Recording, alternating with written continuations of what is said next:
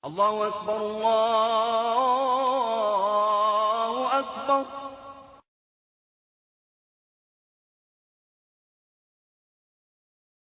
Venons-en au dossier de cette édition consacrée à la décision prise par 30 à 70 000 personnes en France de se convertir à l'islam.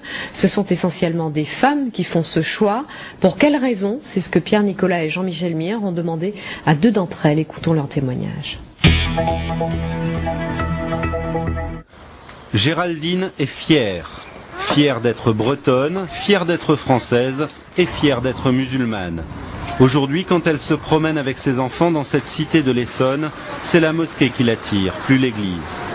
Avant, lors des journées mondiales de la jeunesse, elle lançait des hurrahs au pape, la croix au cou. Pied de nez au Vatican, c'est le 15 août dernier, jour de l'Assomption, qu'elle a finalement choisi d'embrasser l'islam. Elle n'a eu qu'une phrase à prononcer. La ilaha illallah wa Muhammad Rasoul Allah. Excusez-moi pour l'arabe, encore un peu de mal. Il n'y a qu'un seul Dieu et Muhammad est son prophète. Son sens de l'orientation, elle en rigole, est aussi approximatif que son arabe, mais elle s'applique. Et là je suis évidemment inversée.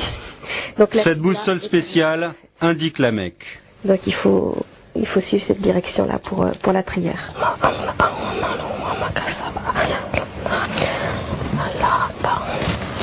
Depuis qu'elle porte le voile, sa fille trouve que maman ressemble à une africaine, mais Géraldine se sent mieux dans sa peau. Avant ma conversion, elle me prenait plus pour une femme française facile, etc. On va dire vraiment quelqu'un qu'on va draguer et c'est tout. Depuis que j'ai le voile et que je suis musulmane, je suis une femme qu'on respecte et une sœur. Géraldine l'avoue, elle a besoin de règles et l'islam lui en donne. Par exemple, elle ne touche plus aux bouteilles sur son frigo. Un regret ? C'est plus quand je mange, par exemple, un plat typique qu'on a l'habitude de mettre de servir avec un vin rouge, ou même les huîtres que j'ai mangées dimanche sans muscadet, c'était un petit peu tristounet finalement, puis c'est bien passé avec le citron. La conversion de Valérie est plus ancienne. Élève brillante, doctorante, elle a franchi le pas il y a 2 ans. On ne peut pas dire que ses parents ont mal réagi, mais ce n'était pas non plus le fol enthousiasme dans sa famille. Je dirais pas que ça les a intéressés. C'est-à-dire que je pense pas qu'il y ait une personne dans ma famille qui ait lu un livre sur l'islam depuis ma conversion. Ou qui ait fait une quelconque recherche. C'est plutôt arrête de nous saouler avec ça. Avant même de devenir musulmane, Valérie était choquée par l'interdiction du voile à l'école, choquée aussi par un monde occidental trop matérialiste à son goût. Ce qui me choque le plus, c'est sur quoi on valorise les personnes en fait.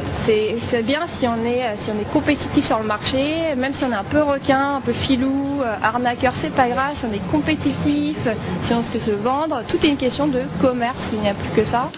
Quand l'occasion se présentera, Valérie épousera un musulman. Le Coran, de toute façon, ne lui laisse guère le choix. S'ils ont des enfants ensemble, elle les éduquera selon les valeurs de l'islam, libre à eux de choisir leur religion quand ils seront majeurs.